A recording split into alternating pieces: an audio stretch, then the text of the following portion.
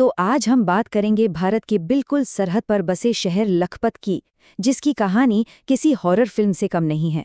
ये एक ऐसी जगह की दास्तान है जो कभी दौलत के शिखर पर थी और फिर गुमनामी के अंधेरे में खो गई। एक वक्त था जब इसे करोड़पतियों का शहर कहते थे, और देखिए आज ये बस एक वीरान खंडर है। सोचकर अजीब सा लगता है ना। जहाँ कभी चहल पहल वाले बाजार हुआ करते थे, आज वहाँ एक अजीब सा डरावना सन्नाटा पसरा है।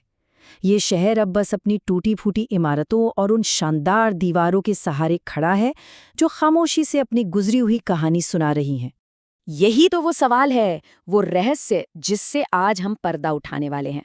आखिर ऐसा क्या हुआ कि एक जीता जागता अमीर शहर अपनी ही किस्मत के धोखे का शिकार हो गया? तो चलिए मेरे साथ इस कहानी की गहराइयों में उतरते हैं। सबसे पहले चलिए जरा वक्त में पीछे चलते हैं, उस दौर में जब लखपत अपने सुनहरे दिनों में था। ये सिर्फ कोई आम शहर नहीं था, बल्कि एक इकोनॉमिक पावर हाउस था, एक ऐसा जिंदादिल बंदरगाह जहां से दौलत की मानो नदियां बहती थीं। जरा इस नंबर को देखिए, 1 लाख कोरी। और कोरी, आपको बता दूं, उस समय कच्छ की करेंसी हुआ करती थी। और ये रकम सिर्फ समुद्री व्यापार से होने वाली लखपत की एक दिन की कमाई थी। जी हाँ, एक दिन की। तभी तो इसका नाम पड़ा लखपत, यानी लखपतियों का शहर। अब इसकी कामयाबी का सबसे बड़ा राज था इसकी लोकेशन। सिंधु नदी के ठीक मुहाने पर बसा होने की वजह से लखपत सिर्फ एक ट्रेडिंग हब नहीं था, बल्कि अलग अलग कल्चर्स का एक मेल्टिंग पॉट बन गया था। जरा सोचिए, यहाँ की गलियों में हर तरफ अलग अलग भाषाएं गूंजती होंगी और हवा में तरक्की की महक होती होगी। मतलब लखपत की दौलत के 2 पावरफुल इंजन थे, एक तरफ समंदर से होने वाला इंटरनेशनल ट्रेड और दूसरी तरफ उपजाऊ जमीन पर लहलहाती चावल की खेती। इन्हीं दोनों ने मिलकर इसे उस जमाने के सबसे अमीर शहरों में से एक बना दिया था। और फिर अचानक सब कुछ बदल गया। शहर की कहानी में एक ऐसा भयानक, ऐसा डरावना मोड़ आया जिसने इसकी किस्मत को हमेशा हमेशा के लिए पलट कर रख दिया। एक ऐसी कुदरती आफत जिसने शहर की रूह को ही छीन लिया। वो तारीख थी 16 जून 1819, एक ऐसी शाम जब धरती बुरी तरह कांपी और अपने साथ लखपत का पूरा मुकद्दर बहा ले गई। भूकंप इतना जबरदस्त था कि उसने उस नदी का रास्ता ही मोड़ दिया जो इस शहर की जान हुआ करती थी। बस एक झटके में लखपत का कनेक्शन समंदर से हमेशा के लिए कट गया। और ये कोई मामूली घटना नहीं थी। भूकंप ने जमीन को फाड़कर 80 किलोमीटर लंबी एक दीवार जैसी चीज खड़ी कर दी, जिसे लोगों ने नाम दिया अल्लाह बंद। ये एक नेचुरल डैम बन गया जिसने सिंधु नदी के पानी को हमेशा के लिए लखपत से दूर कर दिया। ये समझ लीजिए कि शहर के ताबूत में ये आखिरी कील थी। यही तो किस्मत का सबसे भयानक खेल है। जो नदी कल तक शहर को जिंदगी देती थी, जमीन से निकली एक दीवार ने उसे मौत का पैगाम बना दिया। कुदरत ने जो कुछ दिया था उसे एक ही पल में बेरहमी से वापस छीन लिया।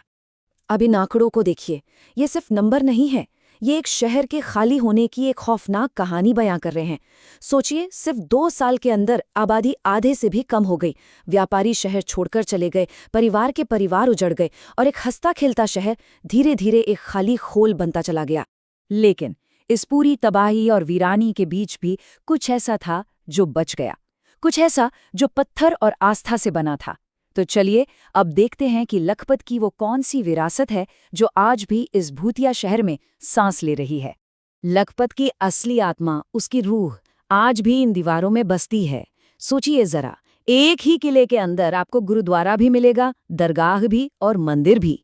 ये इस बात का सबूत है कि ये शहर सिर्फ दौलत से ही नहीं, बल्कि आपसी भाईचारे और सद्भाव से भी कितना अमीर था। और इस गुरुद्वारे का तो ऐतिहासिक महत्व बहुत ही बड़ा है। ऐसा माना जाता है कि खुद गुरु नानक देव जी ने अपनी मक्का यात्रा के दौरान यहीं पर विश्राम किया था। आज ये सिख धर्म के लिए एक बहुत ही अहम तीर्थ स्थल है। और कमाल की बात यह है कि इस विरासत को सहेजने की कोशिशों को दुनिया भर में सराहा गया। साल 2004 में यूनेस्को ने इस गुरुद्वारे के रेस्टोरेशन के काम को एक अवार्ड से सम्मानित किया।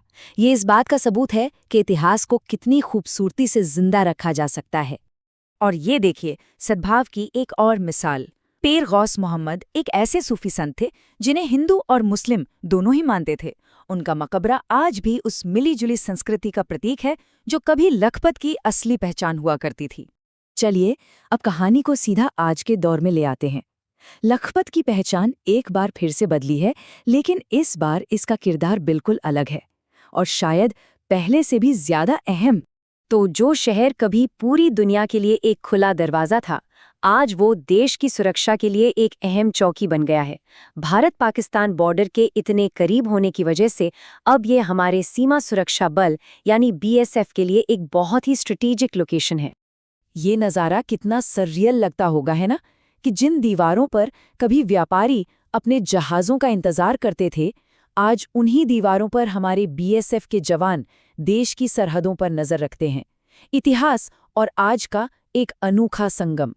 तो लखपत की कहानी सिर्फ इतिहास की एक दास्तां नहीं, बल्कि एक चेतावनी है, एक रिमाइंडर कि कुदरत की एक करवट, एक भूकंप या एक तूफान आज के बड़े से बड़े और मॉडर्न से मॉडर्न शहर का भविष्य भी बदल सकता है।